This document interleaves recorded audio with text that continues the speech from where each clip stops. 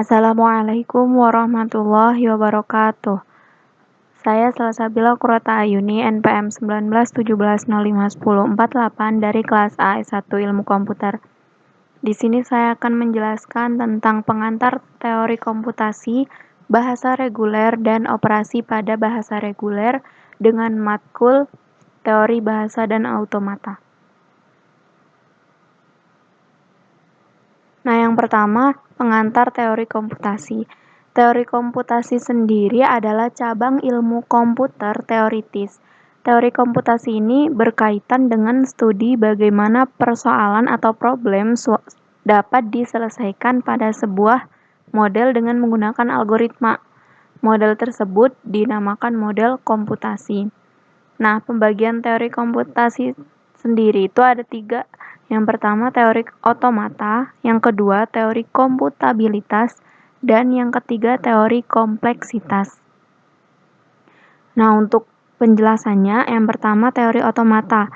Teori ini yaitu teori mengenai mesin-mesin abstrak dan berkaitan erat dengan teori bahasa formal. Yang kedua teori komputabilitas. Untuk memeriksa apakah persoalan komputasi dapat dipecahkan pada suatu model komputasi teoritis. Nah, yang ketiga itu teori kompleksitas. Teori ini mengkaji kebutuhan waktu dan ruang untuk memecahkan persoalan yang diselesaikan dengan pendekatan yang berbeda. Lalu selanjutnya ada model-model komputasi. Nah, model-model komputasi di sini ada beberapa. Yang pertama, finite state automata atau FSA ataupun finite state machine atau FSM. Bentuk tunggalnya itu automaton, pluralnya automata. Nah, yang kedua ada push down automata atau PDA. Yang ketiga ada mesin Turing atau TM. Nah, ini gambar dari ketiga model komputasi ini. Ini ada FSA atau FSM, terus ada PDA, dan yang ketiga ini ya, mesin Turing atau TM. Bisa dilihat model gambarnya dari setiap model komputasi itu berbeda-beda. Terus ini penjelasan lebih jauhnya nih. Yang pertama ada FSA atau FSM. FSA ini adalah model matematika yang dapat menerima input dan mengeluarkan output yang memiliki state. Nah, state yang berhingga banyaknya dan dapat berpindah dari suatu state ke state lainnya berdasarkan input dan fungsi transisi. Jadi banyaknya state di sini ditentukan oleh input output dari state sendiri gitu. Jenis FSA ini ada 2. Yang pertama itu ada deterministic finite automata atau dikenal dengan DFA, dan yang kedua itu non atau dikenal dengan NFA. Perbedaan DFA dan NFA sendiri itu, kalau DFA untuk setiap input tepat ada satu dari state asal dan ada satu state tujuan. Gimana ya? DFA itu untuk setiap input tepat ada satu dari state asal, ada satu transisi ke tujuannya, jadi satu-satu gitu. Kalau NFA bisa lebih atau tidak ada sama sekali transisinya gitu. Nah, yang kedua nih ada PDA atau push down automata, yaitu mesin otomata dari bahasa bebas konteks. PDA ini sebuah tumpukan dengan memori yang tidak terbatas. PDA ini menggunakan memori stack. Stack sendiri itu kumpulan dari elemen-elemen sejenis yang pengambilan datanya diambil dari puncak atau TOP of stack. TOP of stack itu puncak dari tumpukannya, itu dari stacknya itu.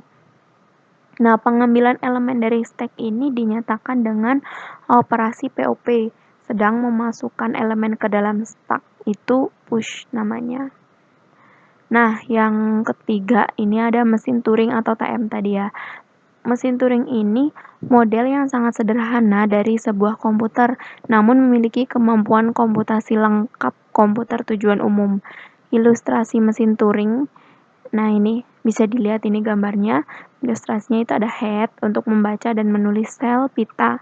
Mesin Turing ini sendiri bisa bergerak ke kiri atau ke kanan. Lalu ada FSC atau finite state control, itu otak dari TM-nya, dari mesin Turing-nya ini, diimplementasikan dari algoritma pengenalan kalimat. Nah, mesin Turing sendiri dinyatakan ke dalam 7 tupel. Oh, itu ya. Ada M, ada simbol di mana Q itu artinya himpunan dari state, sigma itu simbol input, gamma simbol pada pita, delta itu fungsi transisi, S state awal, F himpunan set akhir, dan B itu simbol kosong, B blank. Lalu misalkan ini Q sama dengan Q1, Q2, terus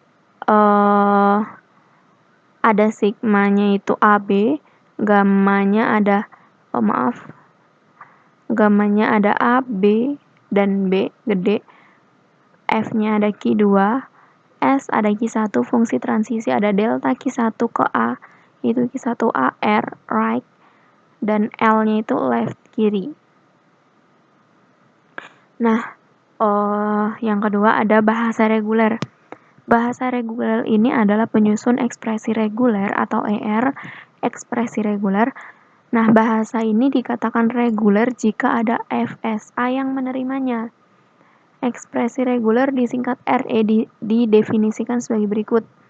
Itu ya. Yang pertama itu merupakan ekspresi reguler untuk bahasa reguler. Dan yang ketiga itu sama. Yang keempat nih, jika R ekspresi reguler untuk bahasa reguler A dan S sebuah ekspresi untuk bahasa reguler B, maka R plus S merupakan ekspresi reguler untuk bahasa A gabungan B. Kan tadi R itu untuk A dan S itu untuk B. RS merupakan ekspresi reguler untuk bahasa A kali B. R bintang merupakan ekspresi reguler untuk bahasa A bintang. Nah, operasi bahasa reguler sendiri itu tuh ada urutan prioritas operator dalam pengoperasiannya. Yang pertama ada operasi asterisk disimbolkan dengan tanda bintang itu ya. Yang kedua ada concatenation disimbolkan dengan titik. Terus ada operator plus atau gabungan union bersifat asosiatif.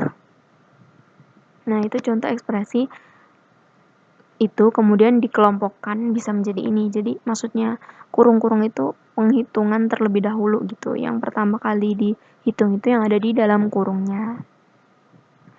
Nah, sekian presentasi dari saya tentang pengantar teori komputasi, bahasa reguler, dan operasi pada bahasa reguler. Apabila ada salah kata, saya mohon maaf. Kepada Allah saya mohon ampun. Wassalamualaikum warahmatullahi wabarakatuh.